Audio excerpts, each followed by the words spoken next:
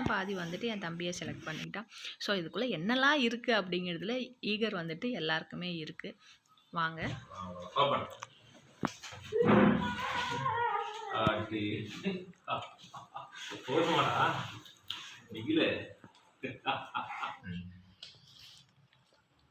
Ashoka Chakra first வை வரிசையா வை.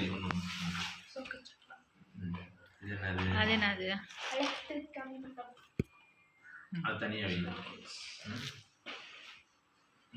அதே centimetre